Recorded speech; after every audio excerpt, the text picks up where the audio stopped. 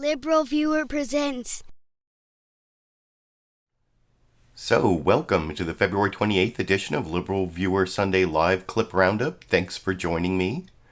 I've picked out the 13 best, most newsworthy clips from the Sunday morning news analysis shows from the big five corporate outlets of ABC, NBC, CBS, CNN, and Fox News, the so-called corporate media here in the United States, for which would be a really informative, educational, maybe even entertaining, fair use media criticism and political commentary show for you all tonight.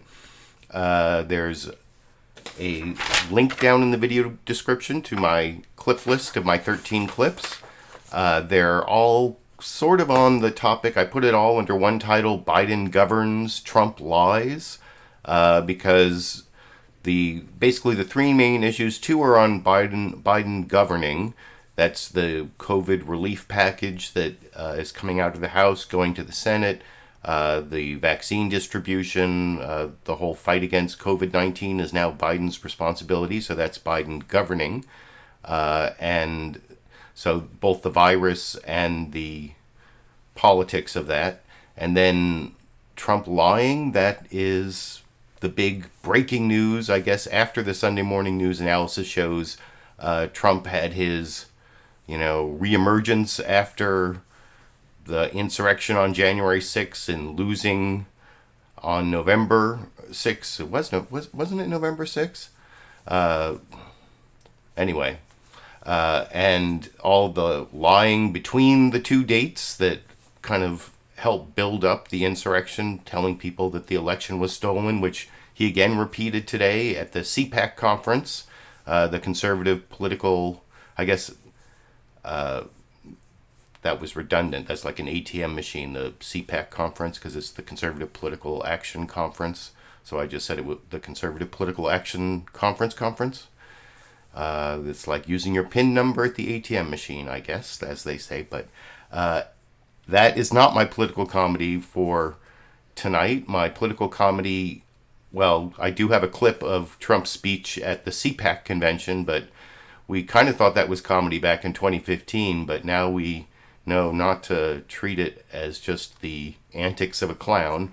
But there is actual political comedy from last night, Saturday Night Live. This is on the COVID-19 crisis, and this is my favorite joke from Weekend Update. It's a very short clip, and I'll follow it with the CPAC clip of Trump, about 3.5 minutes, but this is like 20 seconds. Michael Che talking about how, not a topic that you would think would be funny, talking about how COVID-19 disproportionately affects Black Americans in this clip. A new study shows that the coronavirus lowered the average life expectancy for Black Americans by nearly 3 years. In fact, the coronavirus is so deadly to Black Americans, it's being suspended with pay.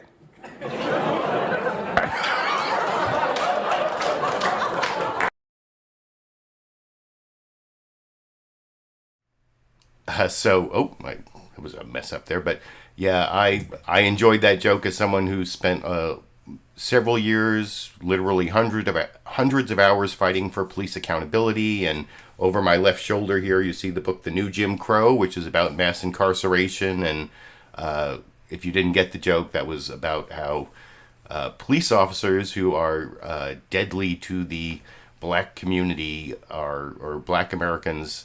What happens when they are deadly to Black Americans? Well, most often they get a paid vacation, suspended with pay.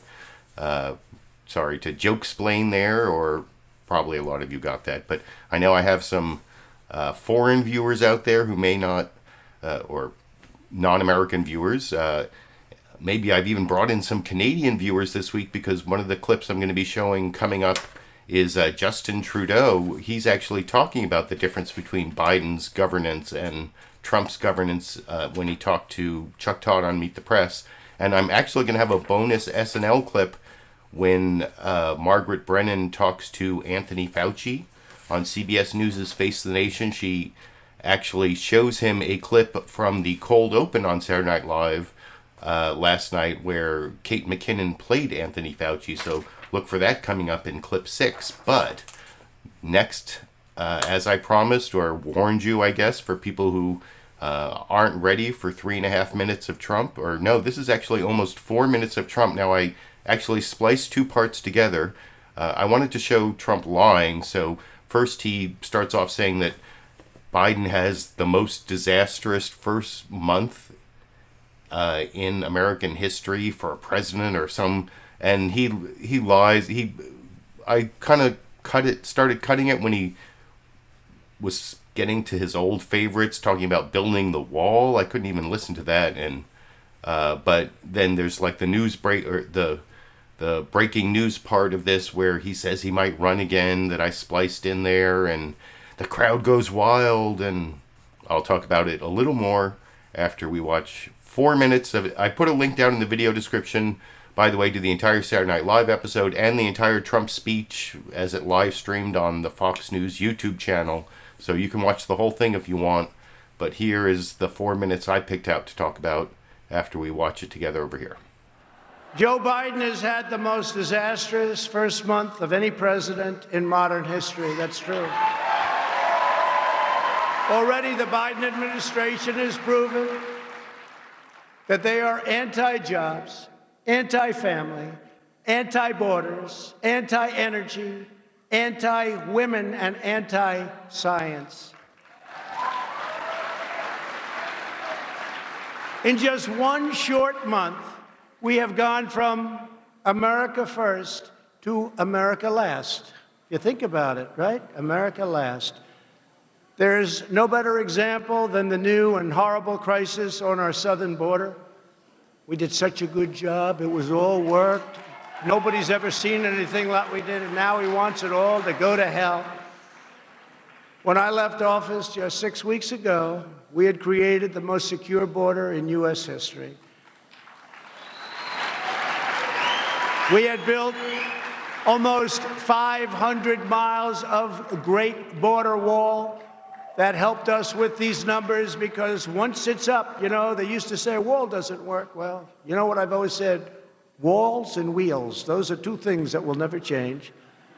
The wall has been amazing. It's been incredible. And the Biden administration is now actively expediting the admission of illegal migrants, enabling them to lodge frivolous asylum claims, and admitting them by the thousands and thousands and thousands a day, crowded together in unsanitary conditions despite the ongoing economic and public health crisis, COVID-19, or as I call it, the China virus.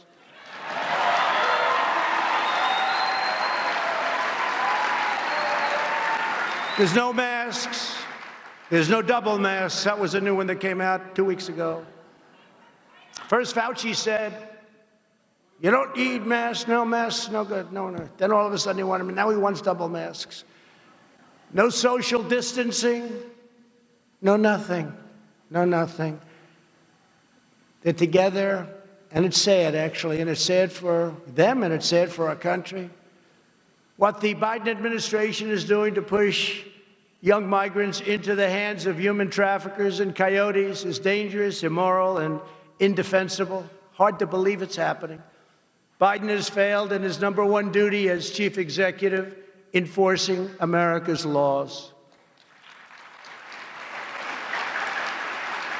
This alone should be reason enough for Democrats to suffer withering losses in the midterms and to lose the White House decisively 4 years from now.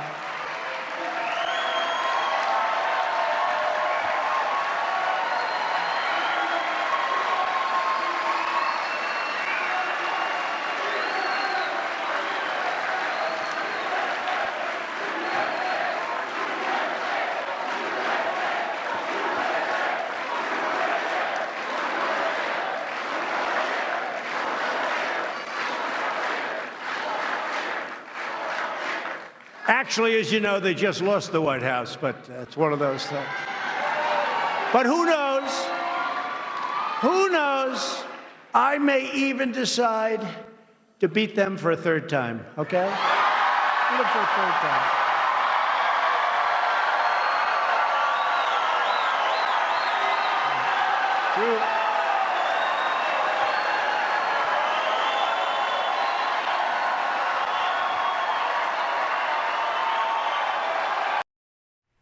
And the crowd goes wild, as I said. And one thing about that clip, I'm not sure who did the camera work there, if Fox News was responsible for that camera work, but it almost seemed like there was some criticism from the camera. If you were following along, sometimes it was kind of hard to follow what he was saying in some of that, but at one point he was complaining about how Biden was putting all these immigrants in detention where they don't have masks and they don't have social distancing, which of course was the ICE detention under the Trump administration was horrendous. There was even a lawsuit here in California against the Mesa Verde facility that the ACLU won because they had such horrid conditions for, especially in terms of the spread of COVID. But right after Trump made that claim that the Biden immigration detention has no masks, has no social distancing, the camera turns to the audience at CPAC with no masks and no social distancing. Was that a comment by the cameraman, or was that just a coincidence? You can let me know what you think. But I promised you Trump lies in the title. I think you saw Trump lies. The Democrats just lost the White House, he said. That's a lie right there. I didn't spend the Trump administration counting all his lies, and I'm not going to do it for that 4-minute clip. But I am going to show you a couple clips at the end. 2 different Republican senators, one from Louisiana. I'm looking at my notes here. Bill Cassidy from Louisiana, who voted to convict Trump, and how he thinks that's not the future of the Republican Party. And then Rick Scott, the governor of Florida, who's on the Trump bandwagon. And you can see the split in the Republican Party between those 2 senators. That's clip 12 and 13. But now I'm going to get to the news summaries. And, well, I don't know if NBC News Meet the Press had the longest, and I don't actually think it was the best this time. It is the longest news summary altogether. After the NBC News Meet the Press news summary, I'll show you Fox News that had things split up into 2 different parts. Fox News actually really emphasized CPAC and Trump's being the center of the political universe. And no, I'm not making that up. That is exactly what you're going to see Chris Wallace say in the clip after next. I think maybe there wasn't enough coverage of CPAC and Trump's reemergence in this next clip, but Meet the Press did a really good job of covering both the Johnson & Johnson vaccine rollout. That was the big news overnight. And also how cases and deaths have been dropping, but they're kind of leveling off at a scarily high level, despite Chuck Todd at the beginning of this news summary trying to be optimistic that maybe there's some good news, especially a year after the real COVID crisis started in the United States. And I'll talk about that longest news summary, unless you count the 2 different parts of the Fox News news summary that I'll show you next, but they were 15 minutes apart in the show, so doesn't count. Chuck Todd still has the longest news summary. Probably not the best, but here it is. And a good Sunday morning. It was almost a year ago that the country began shutting down from COVID. And for the first time, there seems to be a real reason to have cautious optimism. The 7-day case rate has fallen from a high of 250,000 in early January to 70,000 now, though it has ticked up in the past week. The death rate, though still exacting a terrible daily toll, also slowed, especially among the most vulnerable, elderly in nursing homes. New vaccines like Johnson & Johnson, a 1-shot vaccine for now, are coming online, and they are proving to be effective at preventing vaccinated people from spreading this disease to others. So a combination of mask wearing, social distancing, and tens of millions being vaccinated seems to have put us on the right path, at least for now. At the same time, House Democrats on Friday passed President Biden's $1.9 trillion COVID relief bill. It's an effort to spur more vaccine production and jumpstart this economy. There's no doubt it is far too early to declare victory over the virus just yet. Loosen restrictions, failing to wear masks, new variants, spring break, all threaten to produce a resurgence. And that leveling off of cases dropping is concerning. But for now, at least, there's reason to believe that the worst may finally be behind us. We're one step closer to vaccinating the nation. Cautious new optimism as the third vaccine from Johnson & Johnson is cleared for emergency use. We are on track to deliver the 100 million doses by the end of June. To have 2 is fine. To have 3 is absolutely better. It gives us just a whole another weapon in this fight. Overall, new cases are down substantially over the last 6 weeks. But the CDC is warning against relaxing pandemic restrictions, saying that the drop in cases may be leveling off. The latest data suggests that these declines may be stalling, potentially leveling off at still a very high number. More than 2,000 Americans continue to die every day. COVID-19 has now taken over 500,000 of our fellow Americans. That's more than died in World War I, World War II, and the Vietnam War combined. Also a concern, new variants, like one that is spreading rapidly in New York. And though more than 70 million vaccine doses have been administered across the country, in places the vaccine rollout continues to have access and equity issues. I think that's crazy that they don't have more vaccine. Something's wrong with this whole system. Now, as a public education effort ramps up, the vaccines are safe and effective. They're going to save lives. President Biden is pushing his $1.9 trillion COVID relief bill. And it relieves the suffering, and it's time to act. Passed by the House early Saturday morning, largely on party lines. The yeas are 219. The nays are 212. The stimulus package includes new money for testing, contact tracing in schools, for state and local governments, an expansion of unemployment benefits and the child tax credit, and $1,400 direct payments to many Americans. It also would raise the federal minimum wage to $15 an hour, a measure polls show is popular with Americans. As we advance this legislation, we will continue to fight for 15. Now, after the Senate parliamentarian ruled the minimum wage increase was not allowed in the bill under rules allowing Democrats to pass it with a simple majority, Senate Democrats are exploring adding tax penalties for big corporations that pay less than $15 an hour. But even as progressives say that does not go far enough, there is precedent in our history to overrule that ruling or to not listen to it. It's not clear centrist Democrats will support it. Don't you think it's reasonable for it to have a flat rate of $11 and then index it from there? As Republicans overwhelmingly oppose it. I'm not going to do anything that's going to kill somebody's job. All right? When you don't have a job, you get paid zero. There's no minimum wage. The minimum wage is zero. Joining me now is Dr. Anthony Fauci. He's, of course, the director of the National Institute for Allergy and Infection. And Anthony Fauci almost did a full Ginsburg this week. He was on 4 of the 5 shows. He wasn't on Fox News Sunday. The full Ginsburg that refers to Monica Lewinsky's lawyer many, many years ago. The first to go on all 5 shows. I don't know. That's why they call it the full Ginsburg.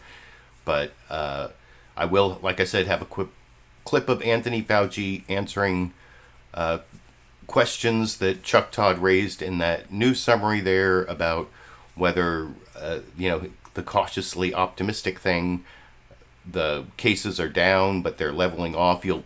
I heard Anthony Fauci say on all 4 shows that if it levels off at 70,000 cases a day, where it is now, that is not good. That we have to keep engaging in all the mitigation measures and increase vaccinations until it gets down to a much lower level. And he also talked about the new Johnson & Johnson vaccine. You saw there that it might be less effective, but I also saw him say over and over again that it wasn't tested. They weren't tested head-to-head like the Johnson & Johnson vaccine was tested in South Africa and South America. So if the Moderna and Pfizer vaccines had been tested at the same time in place, they might not have had the same efficacy or as high an efficacy. And he said that they're all just as good. So that's the main thing from Fauci. And I think that Chuck Todd and his producers there with that pre-recorded video package covered really well the those issues and also the details of the COVID-19 relief package, how they're going to pass it with all it passed the House. It's probably going to pass the Senate with all Democratic votes. The $15 minimum wage is out because of that, obscure ruling by the parliamentarian about the Byrd rule that it doesn't have to do with the budget. So that means it can't be passed in reconciliation with just 50 votes plus the vice president in the Senate. That means to get a $15 minimum wage, they're not only going to have to get Joe Manchin, they're going to have to get 10 Republicans, which that's pretty bad news for the $15 minimum wage, but at least Nancy Pelosi got a whole bunch of Republicans to vote against it because it's very popular in the House. Anyway, I want to get to these next two. Oh, I said the main thing lacking in that Meet the Press news summary was coverage of the Republican Party, but that's, of course, what Fox News is all about. That's what they covered for like the first quarter of the show. They didn't even cover Biden. You think like Trump was president or that he was the center of the political universe, which apparently he is, according to Chris Wallace on Fox News Sunday. And then there's also a report from Mark Meredith about CPAC. And I actually spent a lot of time watching CPAC live stream in the last couple days. I watched a lot of the speeches. It seemed to me like Josh Hawley and former Senator Josh Hawley and former Secretary of State Mike Pompeo got like the best audience response. We're doing the, in terms of running for president in 2024, although Trump wouldn't say it there, but it sounds like he's still in the running and he's probably going to win the straw poll by a lot. But I thought Josh Hawley and Mike Pompeo did the best. I think you'll see clips of both of them in this Fox News Sunday news summary.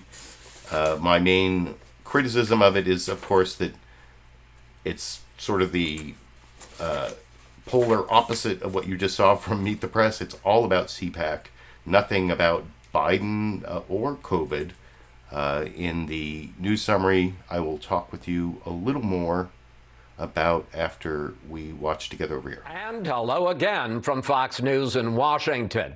The center of the political universe today is Orlando, Florida, and the annual conservative gathering at CPAC.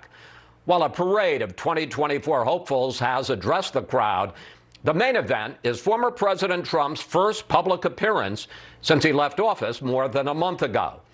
Insiders will be watching closely not only for what Mr. Trump says about his political future, but also where he sees the Republican Party headed over the next few years. Perhaps the biggest immediate issue, whether he intends to work with or against the GOP establishment. In a moment, we'll speak with Florida Senator Rick Scott, head of the National Republican Senatorial Committee, charged with winning back the Senate for the GOP in 2022. But first, Mark Meredith reports from Orlando, where conservatives are eagerly awaiting Mr. Trump's big speech. Former President Trump is expected to get a hero's welcome when he addresses conservatives at CPAC this afternoon. We're not going anywhere. We're a Trump nation, and we are here to stay. All weekend, some of Trump's staunchest supporters have delivered speeches calling for the 45th president's agenda to remain the Republican Party's platform. Hey, let me tell you this right now, Donald J. Trump ain't going anywhere. America First is now positioned to guide our country through the trials and tribulations of the next generation. Today, Trump is not expected to announce plans for a run in 2024, but other potential presidential hopefuls appear to be testing the waters. From rallying behind lifting lockdowns, Florida got it right, and the lockdown states got it wrong. I don't know if you agree with me, but Dr. Fauci is wrong a lot. To pushing back against the Democratic agenda. I hear President Biden saying, America's back. Back to what? They are more focused on renaming Abraham Lincoln High School than they are opening up so kids can go back and learn there. Some high-profile Republicans avoided the conference, including former Vice President Mike Pence, who declined an invitation to speak. Minutes before Trump speaks today, CPAC is going to announce the results of its straw poll. Attendees have been asked who they'd like to see as the 2024 Republican nominee. Chris, given the crowd that we've seen all weekend long, Trump should do very well. Chris. Mark Meredith reporting from CPAC in Orlando. Mark, thanks for that. And joining us now from Florida, Senator Rick Scott. And I will have a clip of Rick Scott, like I said. That's my final news clip, clip 13, before the bonus Dash and Sandy or Dandy clip at the end. And I don't know why CPAC was the center of the news coverage for all of Fox News Sunday for the first 15 minutes there or whatever. Well, they did talk to Rick Scott briefly about the COVID relief bill after asking him about the split in the Republican Party. Rick Scott apparently says the Republican Civil War is over, but as you even saw in Mark Meredith's report there are several Republicans not at CPAC who are kind of on the other side of the divide. Also, Mark Meredith talked about whether the Trump agenda was going to be the Republican platform. Well, remember, the Republican platform was like what Trump wants. They didn't even have issues. And that's what you're going to hear both the Republican senators at the end in my last two clips say that, well, we're going to win on the issues, but other than like these culture war things, that you heard the issues in the clip I showed from Donald Trump's speech. They're like fear and lies. And anyway, I did want to show that Fox News covered the other issues. They did briefly show that golden idol of Trump that people were asking about in the live comments earlier I saw. But after the Rick Scott interview, they did come back with David Spunt covering Biden, remembering, Biden's the actual president, and covered some of the stuff that you saw that they didn't cover in the original news summary. One pre-criticism I'll give you before I show you the clip. You saw on Meet the Press, they talked about how the COVID relief package was passed by the House early Saturday morning, but the Republican talking point that it was passed in the dead of night is highlighted or is used instead of the early Saturday morning narrative you heard on NBC. And the thing is, the Republicans purposely delayed. There was this committee hearing that's only supposed to take an hour that they stretched out into 10 hours just so they could say it was passed in the dead of night, which makes it into David Spunt's news summary, starting off with Chris Wallace. Like I said, this is almost 20 minutes into Fox News Sunday when they get to the actual president, the real center of the political universe, I guess, over here. President Biden's sweeping $1.9 trillion COVID relief bill has passed the House and is now onto the Senate. But there are still plenty of hurdles there before Vice President Harris can cast the tie-breaking vote. In a moment, we'll speak with White House Press Secretary Jen Psaki. But first, let's bring in David Spunt, traveling with the president in Wilmington, Delaware. David. Chris, President Biden is moving full steam ahead with his recovery plan, and he's doing it without Republican support.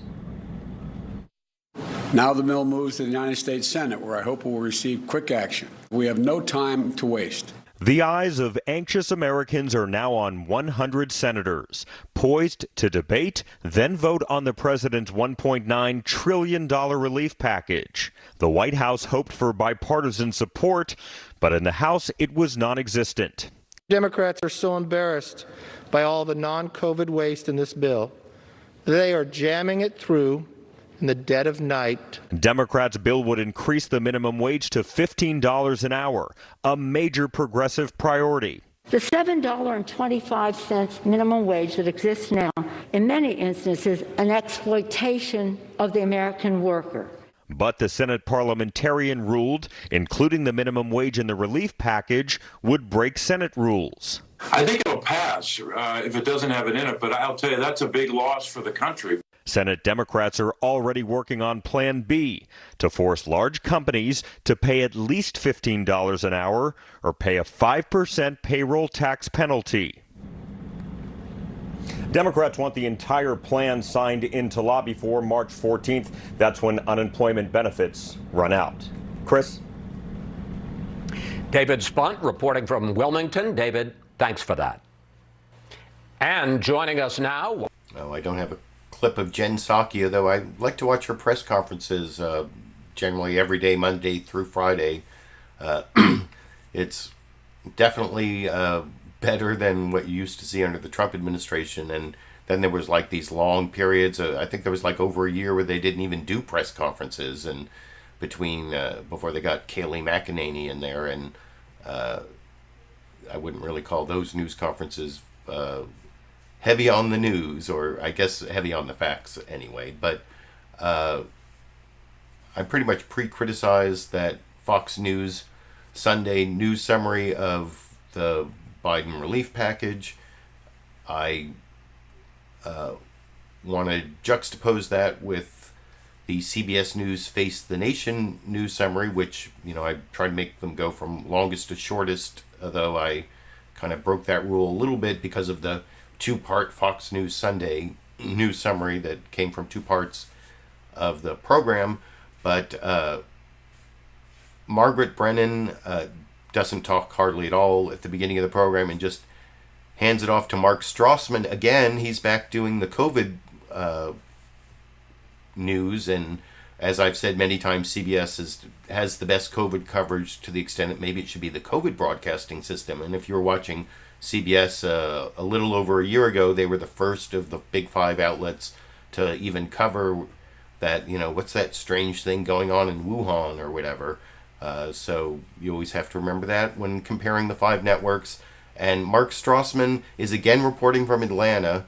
He covers all the good stuff you saw from Meet the Press about the Johnson & Johnson vaccine, about the drop in cases and deaths, but leveling off in a way that could be concerning.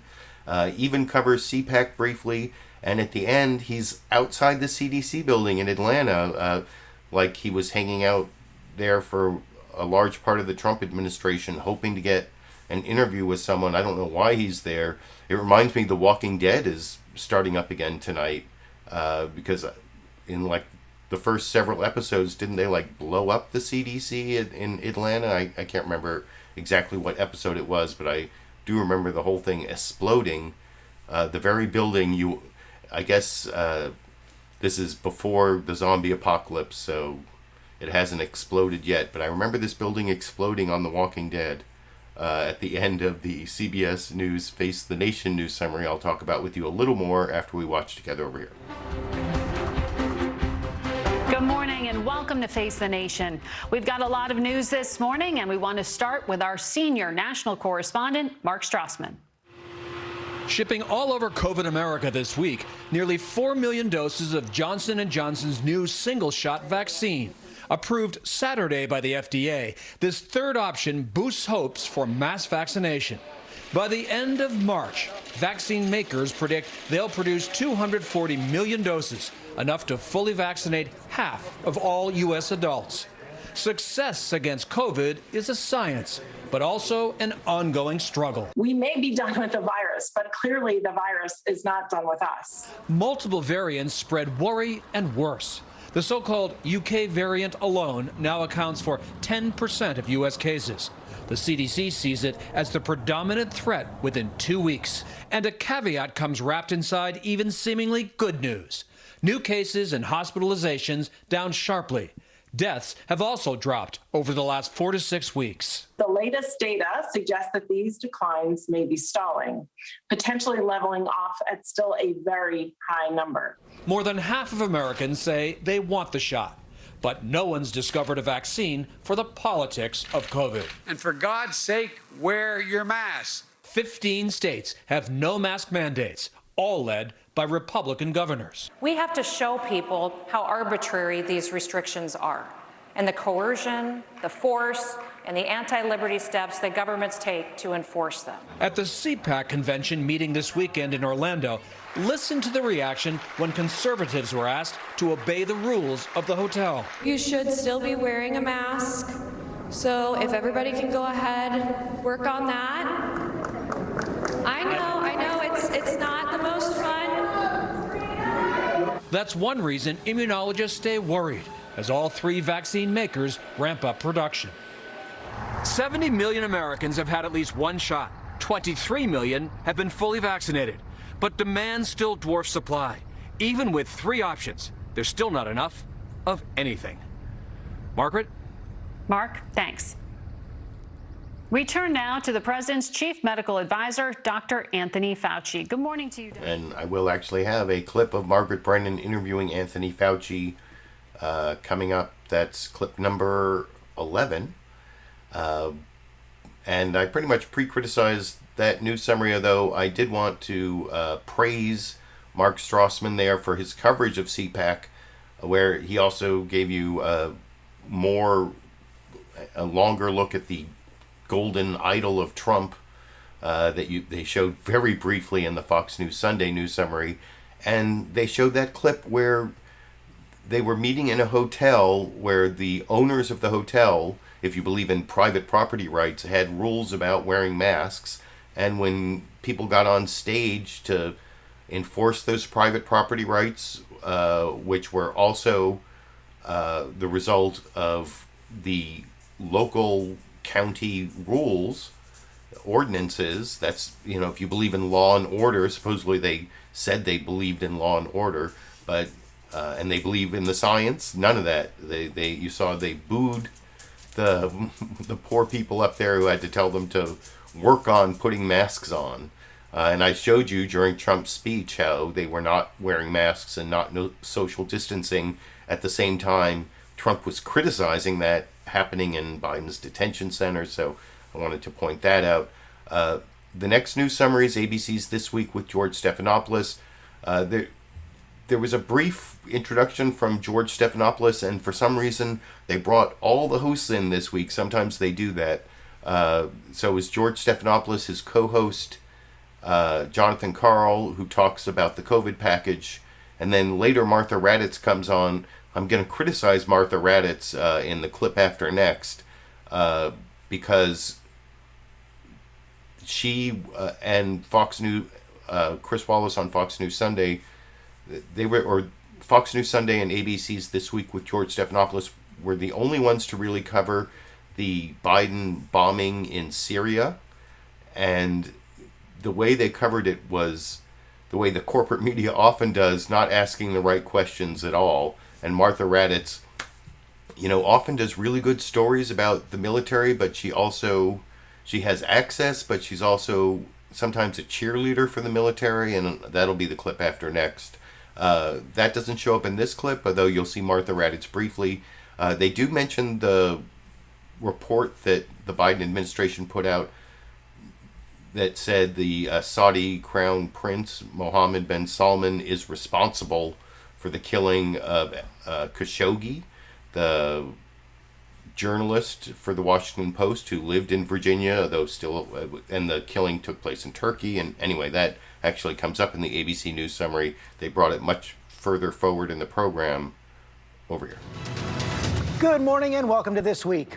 As we head into March, President Biden is making strides and facing setbacks on both foreign and domestic policy. His COVID relief package is heading to the Senate after Democrats only win in the House, but his $15 minimum wage has been stripped from the Senate bill, and one Democratic defection could bring the whole package down. Overseas, Biden ordered his first military action this week against Iranian-backed militias active in Iraq. He promised to recalibrate our relationship with Saudi Arabia after declassifying the CIA's conclusion that the Saudi Crown Prince approved the killing of Jamal Khashoggi. But the president is facing criticism from fellow Democrats demanding a tougher response. And just weeks after the Capitol siege and a second impeachment, the man he defeated is heading back to the arena with a high-profile speech promising a return to politics. We're going to cover it all this morning, starting with my This Week co-anchors Martha Raddatz and John Karl. And John, let me begin with you right now. That vote in the House on the president's COVID relief package, about as close as it could get. There's no votes to spare in the Senate, where the Democrats are now wrestling with how to handle that stripping of the $15 minimum wage from the bill. Good morning, George. Biden is on the verge of his first major legislative victory, and make no mistake, this would be a really big one, but there is absolutely no room for error. The COVID relief bill passed in the House, as you mentioned, without a single Republican vote. There are almost certainly no Republican votes in the Senate either, and that means he can't afford to lose a single Democrat. Thanks to the ruling by the Senate parliamentarian, the provision raising the minimum wage to $15 an hour is not in the bill. But with 2 Democrats opposed to it, the $15 minimum wage doesn't appear to have 50 votes regardless. Some progressives are pushing for an all-out war to save the minimum wage increase, even if that means calling for the parliamentarian to be fired. But here's the bottom line from the Biden White House. Even without the minimum wage, this $1.9 trillion bill has almost everything that Biden wants. They will take it. They will consider it a huge victory, even if that means the hike in the minimum wage is gone for now and it's a battle to fight another time. Meantime, Donald Trump is coming back. Yeah, I don't know when they're going to get the $15 minimum wage with 60 votes in the Senate. That's the problem. Fox News Sunday was the only one to cover the possibility that there would be this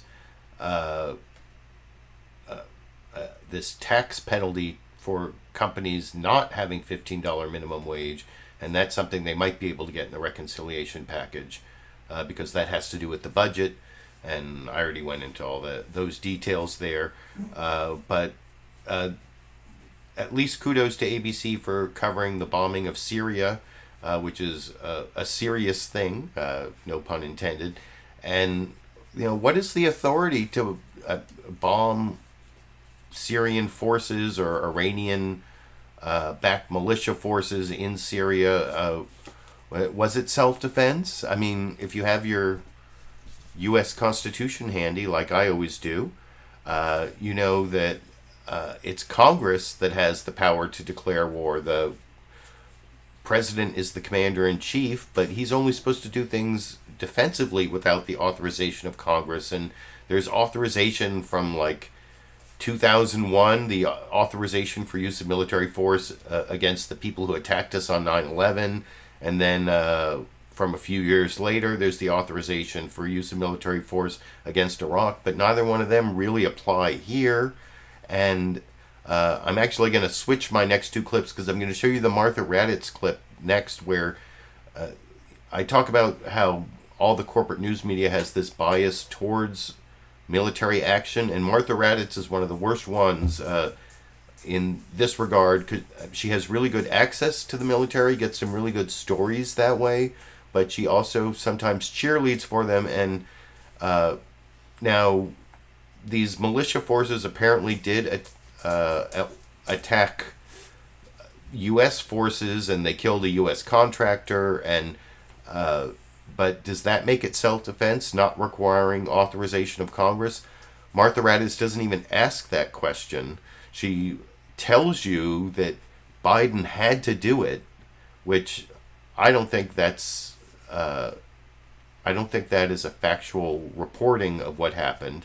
I think that is, like I said, cheerleading for the military in this brief Martha Raddatz clip over here. And we also saw his first military action this week, striking at Iranian-backed militias, even as his team is working to engage with Iran on their nuclear program. And that's exactly what's happening, George. As you know well, it's a little easier to campaign than govern. They did carry out this airstrike in Syria to a compound of Iranian-backed militias, but it was the least lethal option. But Joe Biden had to act. There was a rocket attack on a coalition base in Iraq, and there were contractors wounded. There was one contractor who was working for the Americans who was killed. A service member was also wounded. So he had to fire back in some way, but he wants to get back to the negotiating table. The nuclear policy is a much bigger issue to Joe Biden and the administration. Martha Raddatz, John, Karl, thanks very much.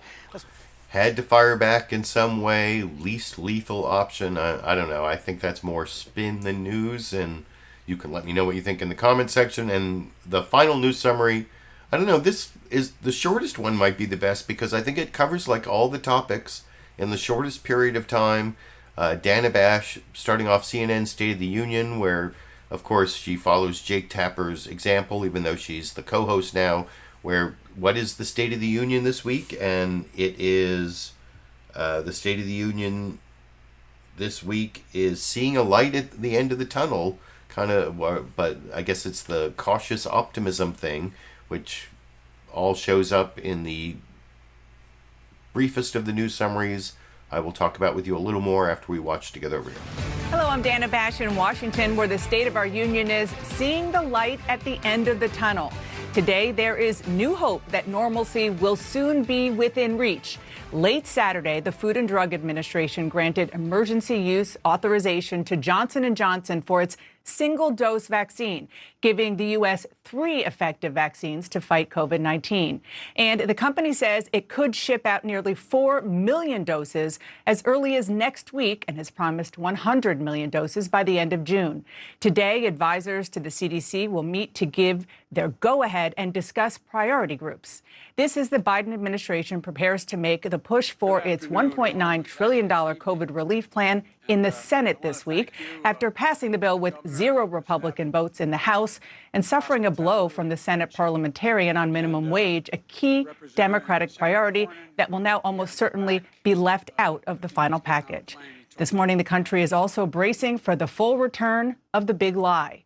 Former President Trump will make his first speech since leaving the White House as this nation and a new administration continues to try to move forward from what he left behind, Capitol insurrection and a pandemic that has now sprinted past 500,000 dead Americans. I want to begin with the breaking news on the vaccine and go straight to the nation's top infectious disease expert and President Biden's chief medical advisor on COVID-19, Dr. Anthony Fauci. And like I said, I do have an Anthony Fauci clip, not from that interview, and I think I spent a few minutes explaining the main things he said in all 4 of the interviews he did this morning. But you saw Dana Bash and CNN covered pretty much everything there. You even got to see pictures of the Golden Idol. She said, "Return of the Big Lie." That's one of the things that Jake Tapper. It's almost like Jake Tapper helped her write that. That it sounds like something Jake Tapper would say, but good. I think if you watch Trump's speech, even if you watch the 4-minute clip of Trump's speech I showed you, you saw that there was the big lie about the stolen election. But there's so many lies, and I made the title of this video "Biden Governs, Trump Lies," and it's not just the fact that Biden tells the truth. I mean, he's a politician. He doesn't always tell the truth, and he exaggerates. And there's some of the stories he tells have grown over time. And of course, he was once found guilty of plagiarism. The first time I remember back in 1988 when he ran for president, he plagiarized a speech from Neil Kinnock. But so I'm not saying Biden is some paragon of honesty.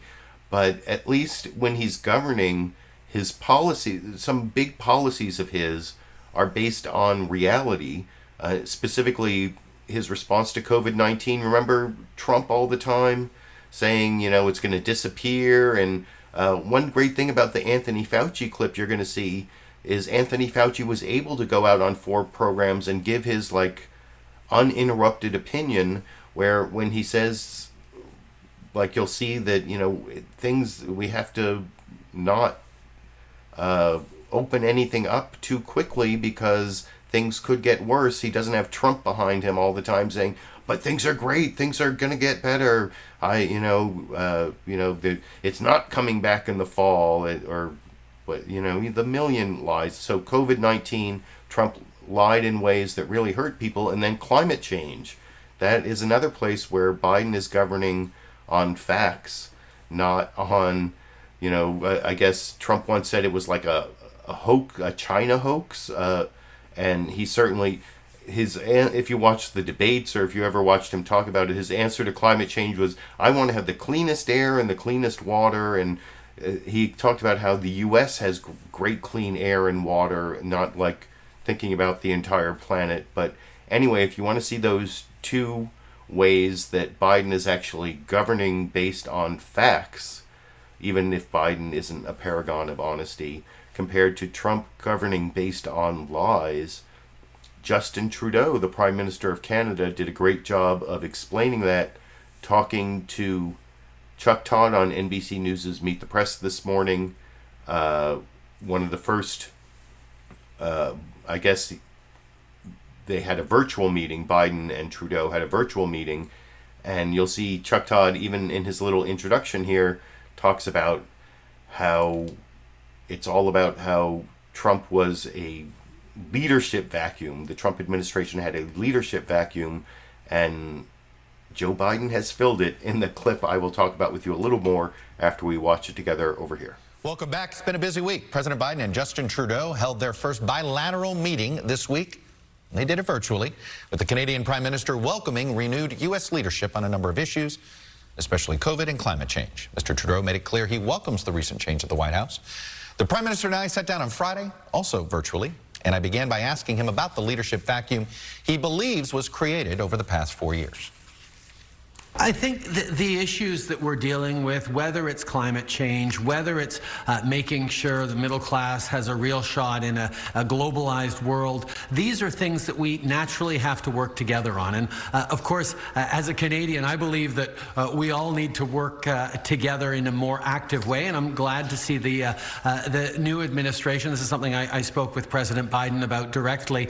It's great to see America re-engage. I think certainly there were things that were more challenging under the previous administration in terms of moving the dial in the right direction on the international stage. But at the same time, we all have democracies that go in different directions from time to time, and the sweep of the work that we need to do together as allied nations in the G7 and elsewhere continues to be really important.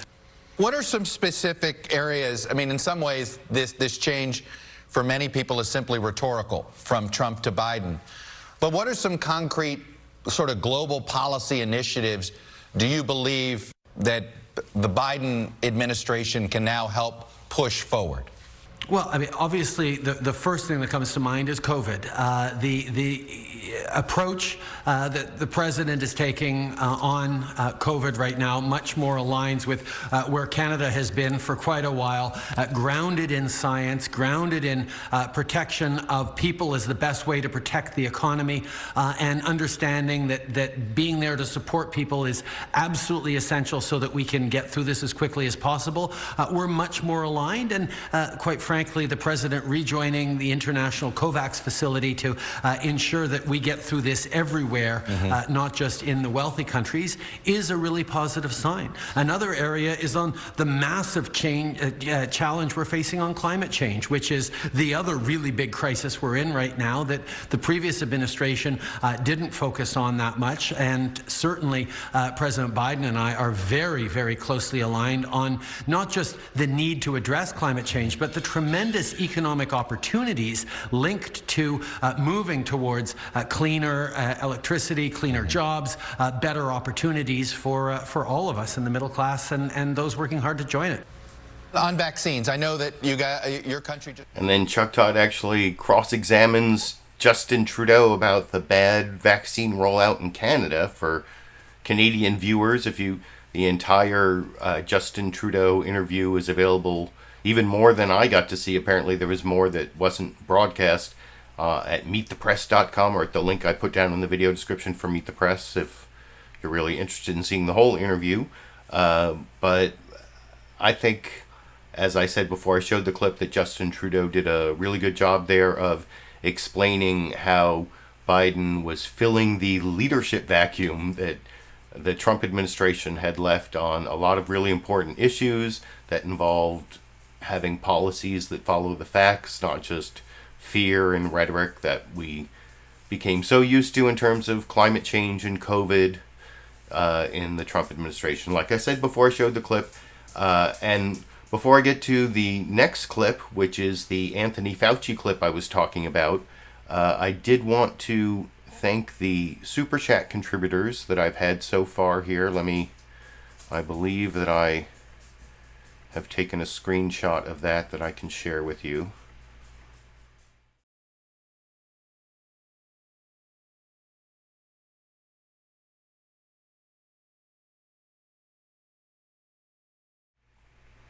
So thank you to Sinful Solutions and two 2 from Sinful Solutions, 2 from Lulu Girl. I see questions about the sardines for Dash, and I think this might actually be the week. I don't know what I would give Sandy. Maybe Sandy really likes bacon. I could give Sandy some bacon, and these would have to be clips recorded earlier in the week. Maybe it gets a little busy on Sunday to do it, but people were saying having my daughter film it while I handed it out, and my daughter's actually home now, so I suppose that is something that might happen. I'll have to look into it. This could be the week. Maybe in the next couple weeks. We'll see. I hope that answers the questions from the Super Chat contributors. I saw other people talking about that. And now I want to get to the Anthony Fauci clip. I promised this includes a bonus Saturday Night Live clip. It's always fun to see the people parodied on Saturday Night Live respond to the parody, although Anthony Fauci doesn't really comment on Kate McKinnon's cold open, but you'll see Margaret Brennan use it to ask a question about how people are going to understand the vaccine distribution, and then also, like I said, saying something he said on all of the 4 programs he went on about how we have to still be very vigilant and not level off at the 70,000 cases a day level. You know, we still have 2,000 people dying every day right now. That is not good news, despite how it kind of looks like good news in terms of where we were. But anyway, I'll talk about that a little more after we watch that clip of Anthony Fauci on CBS News' Face the Nation this morning over here. Supply is increasing, but Americans are still having a hard time getting access to it. There's still some confusion around communication. Listen to how Saturday Night Live captured that challenge. The vaccine rollout is going strong, but it's also very confusing. Who can get it? How? When? Where is it? Do both doses go in the same arm or different arms or what? I don't know. That was you. Well, what's the biggest hurdle? Since I have the real you, what is the biggest hurdle to getting this vaccine out there? Well, the hurdles that you're talking about, the logistics of getting it into people's arms, Margaret, is really truly going to get better and better as the days and weeks go by, particularly now where we're putting up over 400 community vaccine centers. It's going to be get to the pharmacies with many more doses into the pharmacies, mobile units getting it to poorly accessible areas, a lot more vaccinators. That's the thing I think people are not fully appreciative of. You got to have people to get those vaccines into the arms of individuals, and we're employing National Guards and others, retired physicians and nurses, etc. We're getting the capability, literally getting better every single day, of making this much more smoothly than it's gone in the past. It's going to get better, I assure you. The CDC director said this week that there is a very concerning shift in the trajectory of the virus. It seemed we'd been doing better. Is it because of these California and New York variants that you're now more worried? You know, not sure. It certainly could be that, because we do have some worrisome variants in California and in New York. If you look at the decline of that slope, Margaret, it was really sharp and very encouraging if you look at the rate as it goes down. But over the last several days, it's kind of stopped at around 70,000 and lingered there for a day or two. That is concerning, because the thing we don't want is to have it plateau at 70,000 per day. That's exactly the thing that happened during previous surges. As it peaked and started to come down, people withdrew some of the intensity of the public health measures, and it kind of stabilized at a very high level. That's very dangerous, particularly given the fact that we have these variants around. So yeah, there's the cautious optimism again, and the not wanting to level off at 70,000. And it reminds me, I forgot to point out the one fact that was only reported on in CBS News Face the Nation news summary from Mark Strassman. He was talking about that UK variant that spreads faster, maybe more deadly, or spreads better. I guess it's more contagious.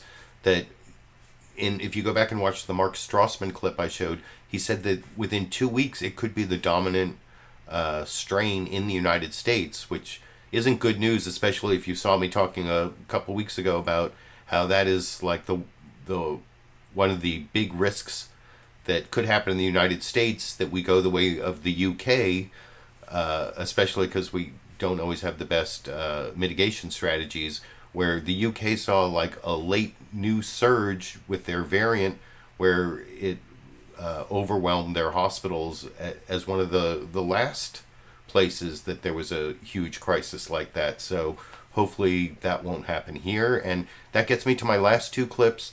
This is on the Republican split, the Trump lies, the future of the Republican Party topic, the two Republican senators I promised. First, the senator from Louisiana, Bill Cassidy, who I said was one of the 7 Republicans who voted to convict Trump in his impeachment trial in the Senate. So he's actually one of the more reasonable Republicans, but he's still sticking to, we're going to win with Trump's issues, which I'm not even sure what those are, but you can hear him talk about it a little bit with Dana Bash on CNN State of the Union, and I will talk about that with you a little more after we watch it together over here. Welcome back to State of the Union. I'm Dana Bash. In just a few hours, Donald Trump will take the stage at what's basically... Sorry, I forgot to say, I really love this intro from Dana Bash, where she talks about CPAC as the MAGA Burning Man, and she specifically points to the gold idol that everyone in the comment section was asking about that you saw in some of the news summaries. Forgot to say that, but now we can watch the clip together over here. Welcome back to State of the Union. I'm Dana Bash.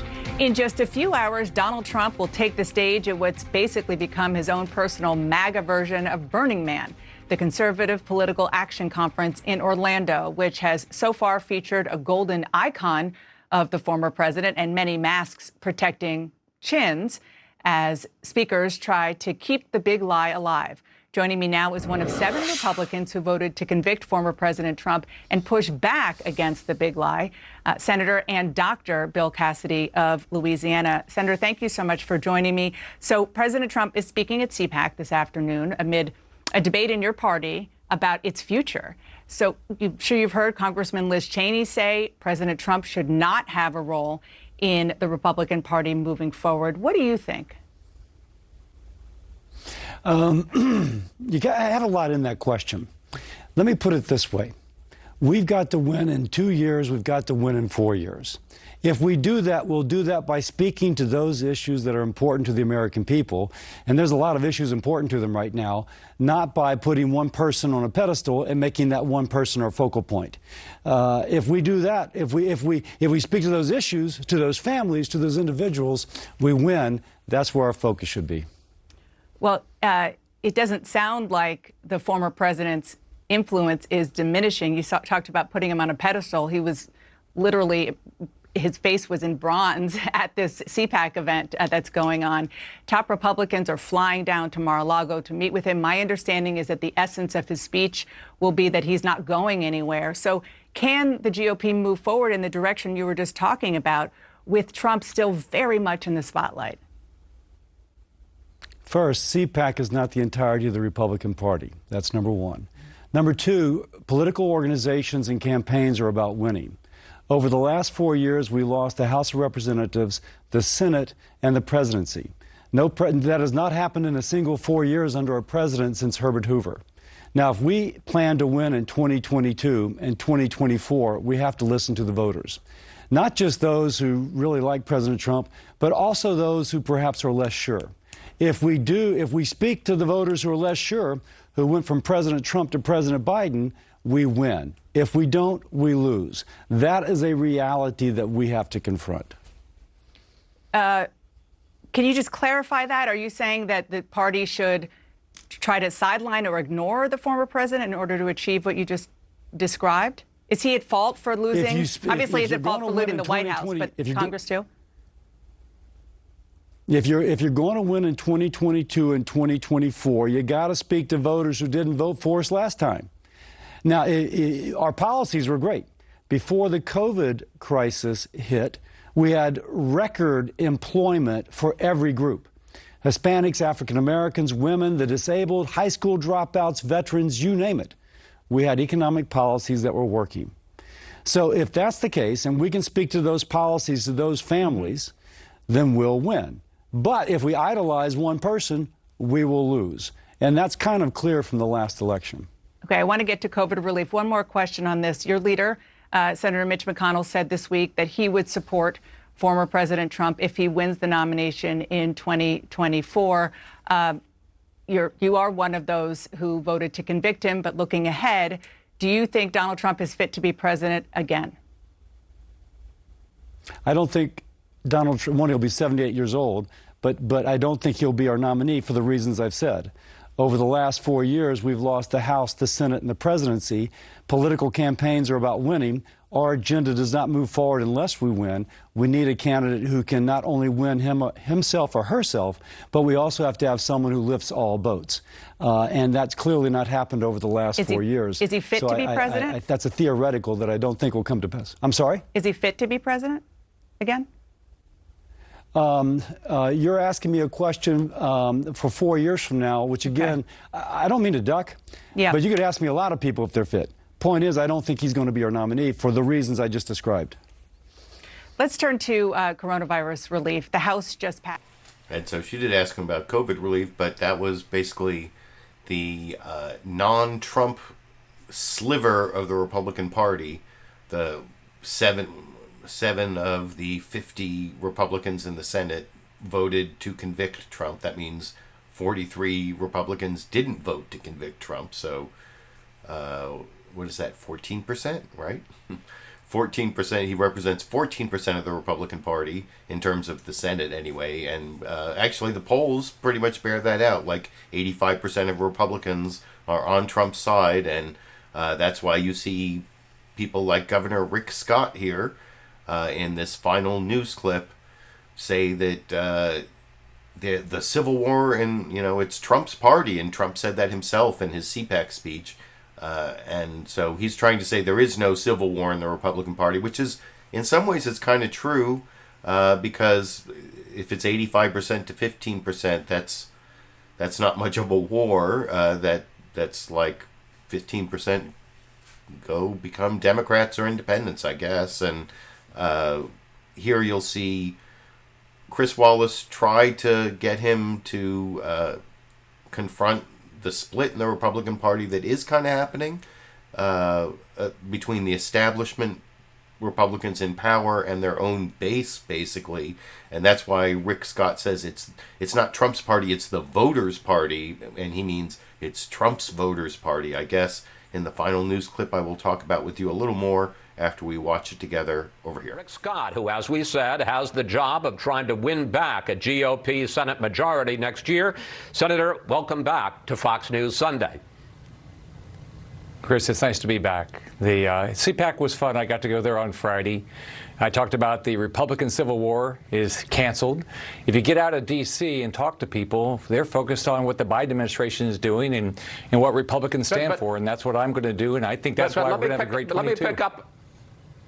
Let me pick up on that. You said the Republican Civil War is now canceled, but let's look at the divide just this weekend about CPAC. Here are some of the Republican leaders who either weren't invited or chose not to attend. Vice President Pence, Senate Leader McConnell, Governor Nikki Haley.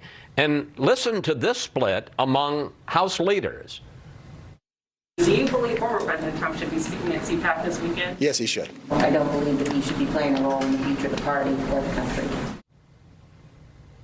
Senator, that is not a united party. Well, Chris, if you look at what's on TV, you'd say, yeah, right, there's a division. But if you get out and talk to voters, I talk to voters, especially in Florida, almost every day, and they're focused on what the Biden administration is doing. They don't like open borders. They don't like, killing the Keystone Pipeline. They don't like women's sporting events. Those are things that bother people, and they know that the Biden administration is not going to be good for jobs. So I'm going to make sure that in 22, when we have our next elections, we're going to vote on job growth. We're going to vote on secure borders. We're going to vote on supporting our law enforcement, school choice. That's why we're going to win. That's how I won my elections. Each of my elections was an issue election, and that's how you win. And that's what we're going to do. It's not going to be about what TV is saying about some infighting. But this isn't just TV, Senator. President Trump is expected to stake his claim as the continuing leader of the Republican Party in his speech today. But you have top Republican leaders like Liz Cheney, like Mitch McConnell, like Mitt Romney, who say the president forfeited that because of his actions after the November election. So let me ask you, is this still Donald Trump's party? It's the voters' party. I mean, it always has been the voters' party. Let's go back to 2010 in my primary. Every Republican, I think, in the country had endorsed my opponent, and I won.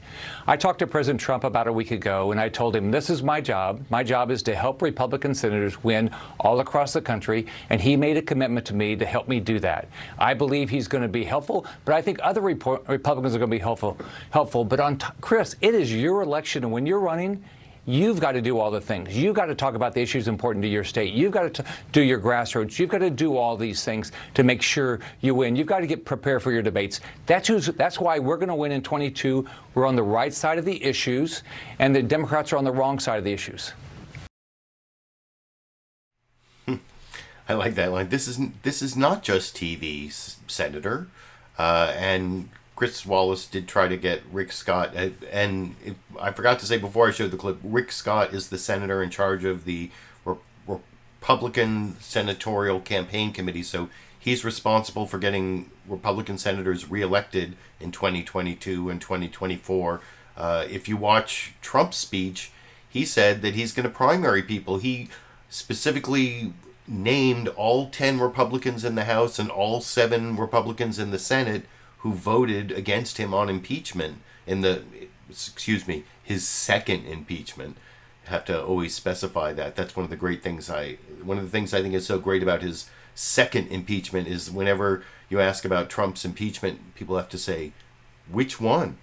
Trump called out all the people who voted against him in the House and the Senate, and you heard Rick Scott later in that interview with Chris Wallace said he's going to support all Republican incumbents, which means that the Civil War being not canceled, because Trump's on the other side from Rick Scott, who supports Trump, compared to, of course, Bill Cassidy from the previous clip. So anyway, those are all of the news clips that I have for you. I hope you appreciate the 9 or 10 hours I spent today and every Sunday for the last 410 Sundays. That's like 7.5 years, picking out these clips, adding my commentary and criticism.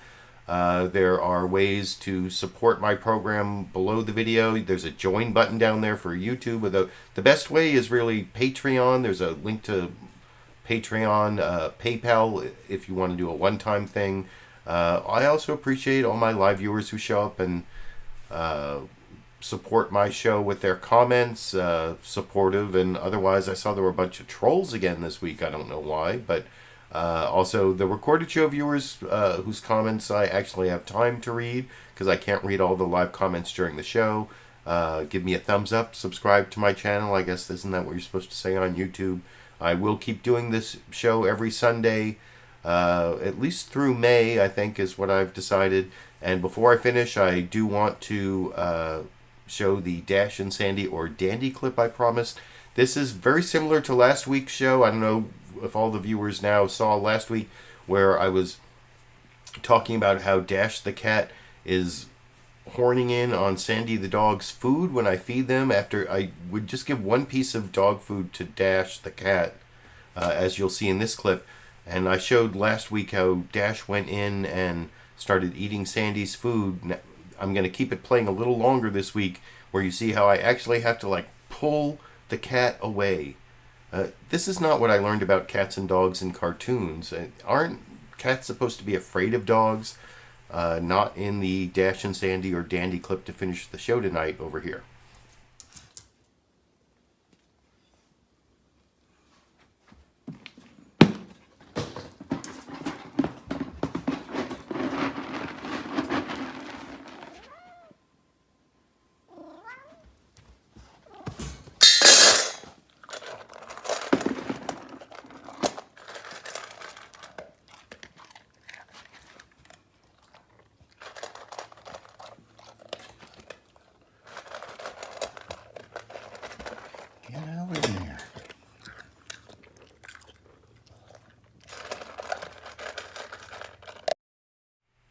I guess it just shows what a sweet dog Sandy is, to let a cat eat her food while she's eating. How many dogs would do that? Oh, and I saw, I got some Chris Reiser and Tom Trask and another contribution from Sinful Solutions at the end. I really appreciate those Super Chat contributions. I appreciate all of you for showing up. I will be back next Sunday. Like I said, at least through May, every Sunday. And until next week, I guess I will be seeing all of you around the internet.